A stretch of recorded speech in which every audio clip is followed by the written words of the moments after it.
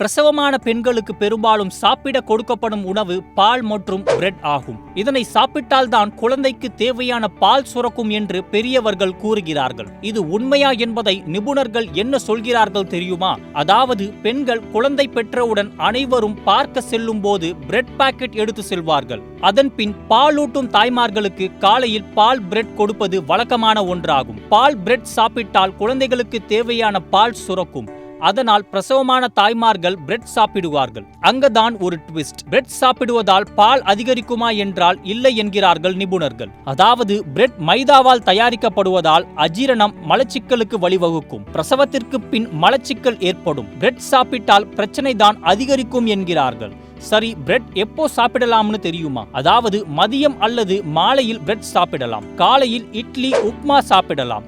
இதை தவிர பிரசவமான தாய்மார்கள் என்ன சாப்பிட வேண்டும் தெரியுமா? உணவில் புரதம், இரும்புச்சத்து, தாதுக்கள், வைட்டமின்கள் மற்றும் நார்சத்து நிறைந்திருக்க வேண்டும். புதிய பழங்கள், காய்கறிகள், மென்மையான சப்பாத்திகள், நெய் மற்றும் உலர் பழங்களான பாதாம், நரி பருப்புகள் மற்றும் திராட்சை ஆகியவை பொதுவாக அத்தியாவசியமானவையாகும்.